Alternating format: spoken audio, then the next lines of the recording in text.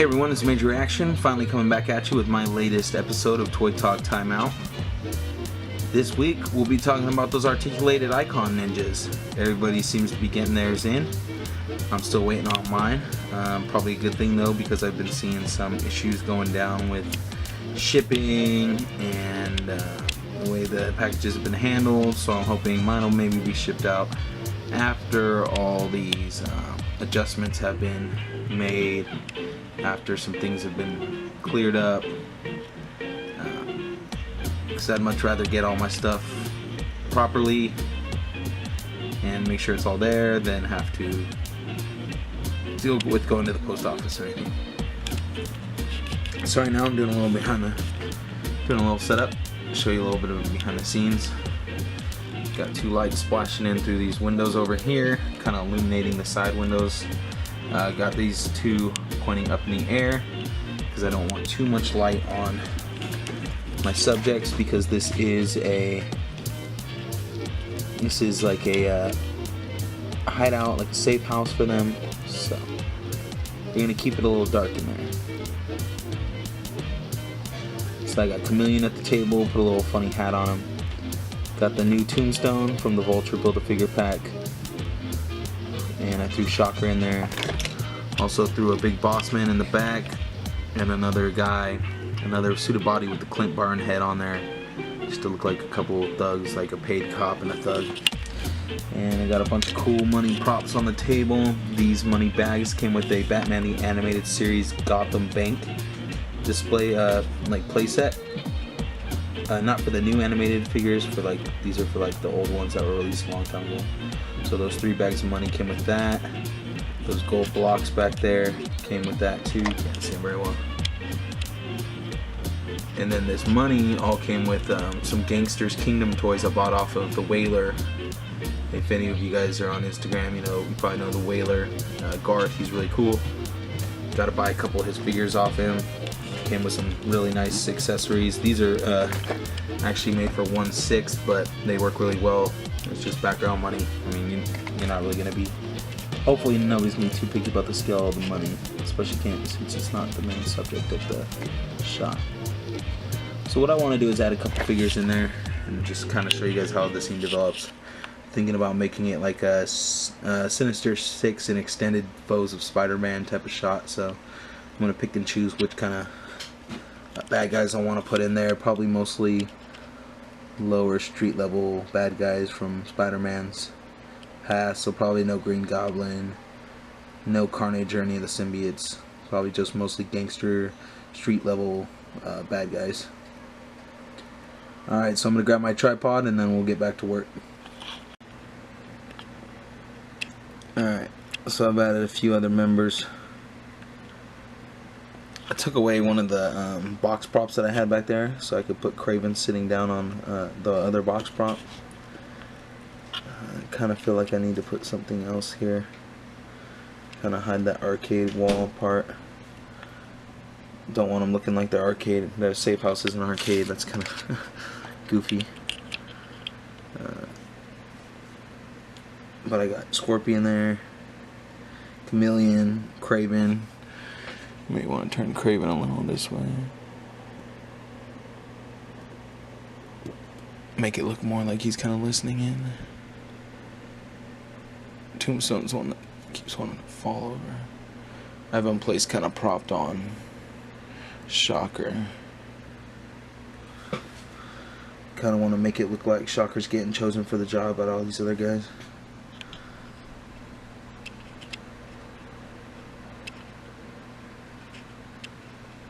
Kind of need to make Beetle look a little more pissed off that he didn't get chosen.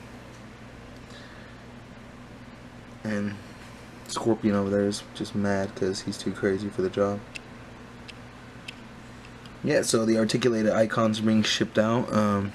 Really excited to get mine. I put quite a bit into the backer kit and did a Devoted Legion to start off with, and then spent a lot more on the backer kit.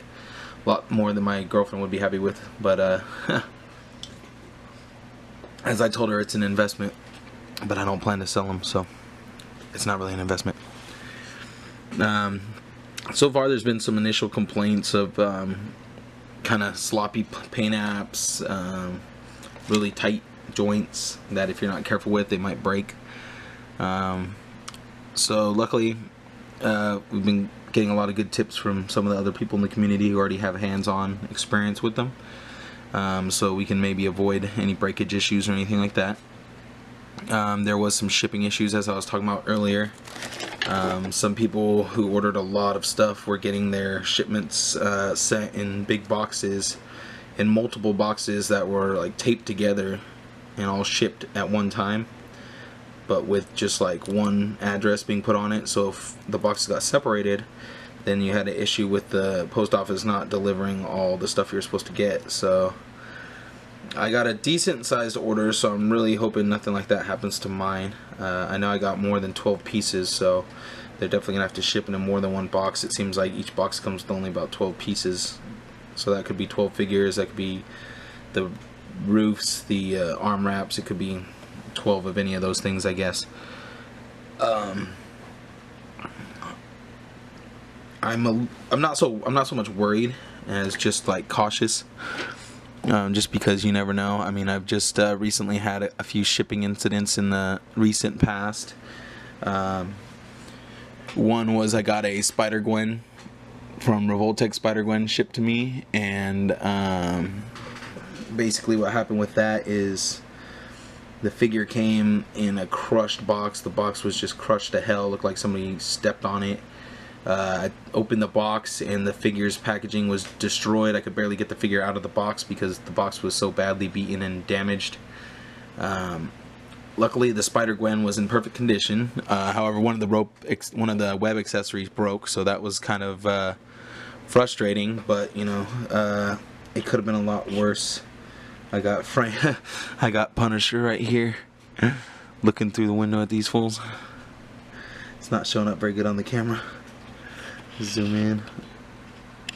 I got this cool new head sculpt from B Customs for a Punisher. I put it on my Mezco Punisher because that's the one I like the most, and it looks really good on him actually. So that's the head cast I got from him.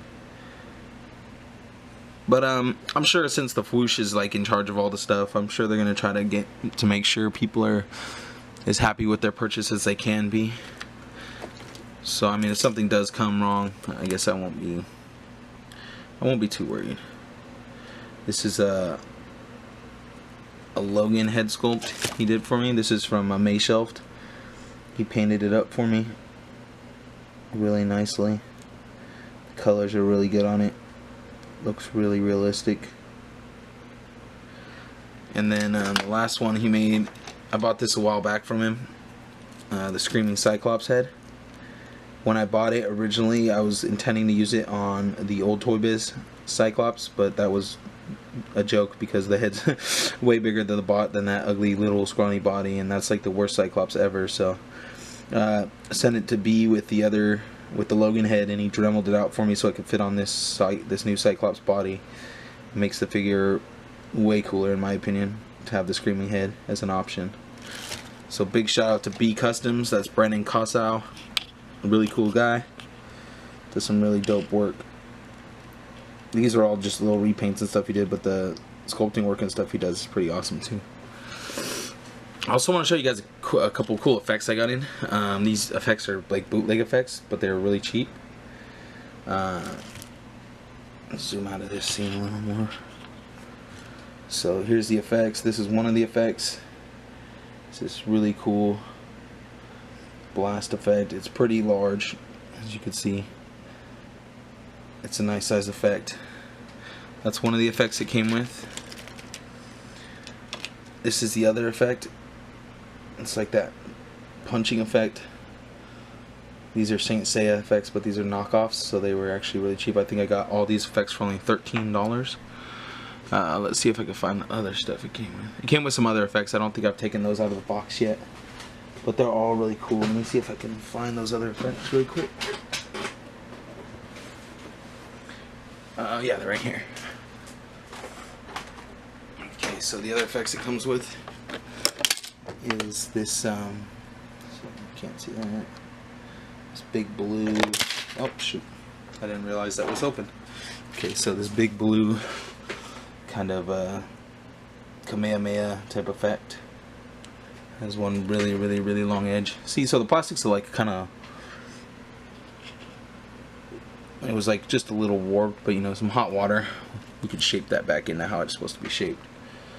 So that's really awesome. It comes with this little kind of like little blast effect. Kind of almost looks like a Mega Man blast effect. This one's a really big effect too. And this one's probably my favorite one. It just looks awesome. I can think of so many things to use this for.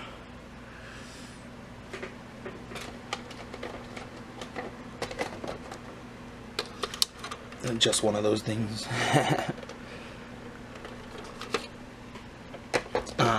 Also got this cool effect right here. It's a Kamen Rider effect. Got it for super cheap. I think it was like $6 or $7. Got that one.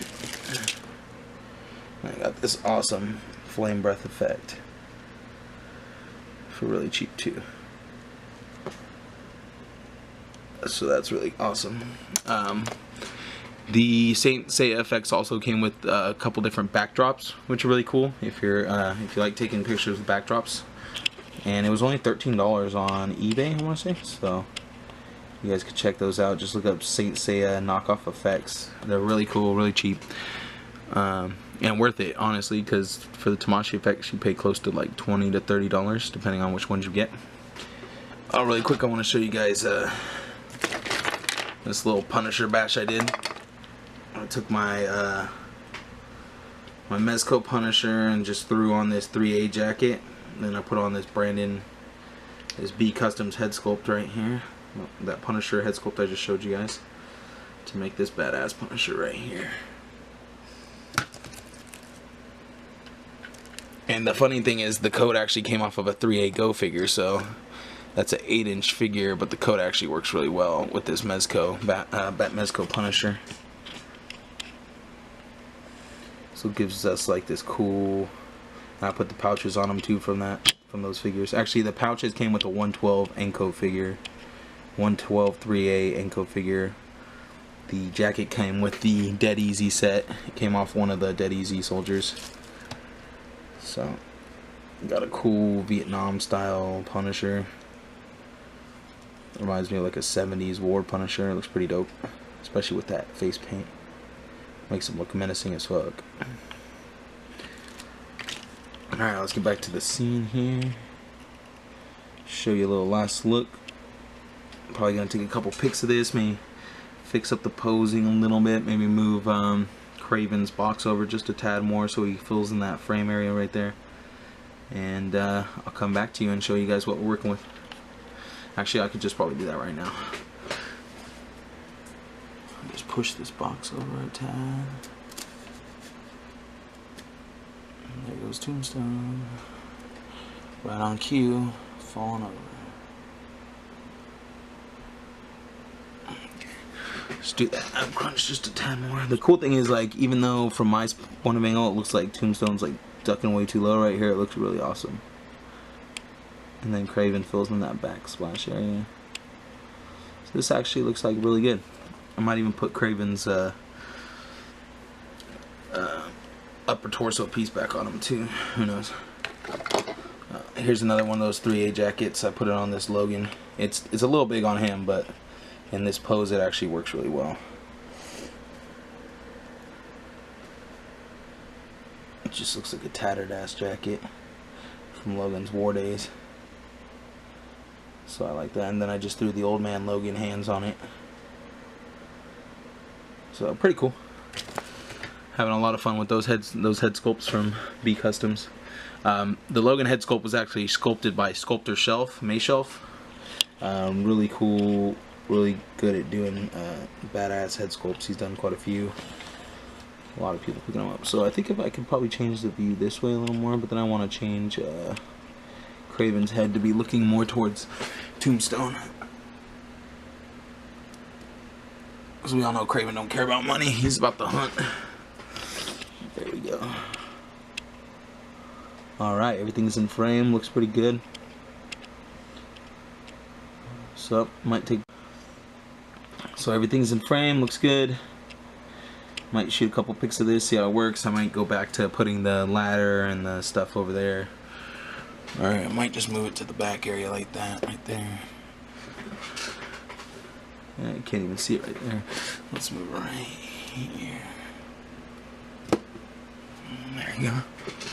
Yeah, it kind of shows up right there. That looks pretty good. Alright. And then if you just move it a little, it takes it right out of the scene. See?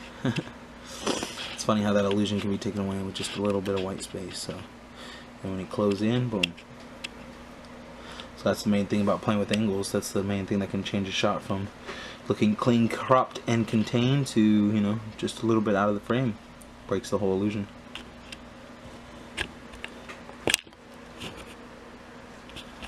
You could even go with like a really low shot right here from the table right there. That would be nice. Get everybody into focus. Boom. That'd be a really nice picture right there. You could see the money. I got a little stand in the way. Gotta move that out of the way. Yeah, also that Saint Seiya effects comes with a nice stand to prop them up with too, so you don't have to worry about that. So we go with a nice low angle. Zoom out just a tad to where we're not getting that white. Boom, hit that pick.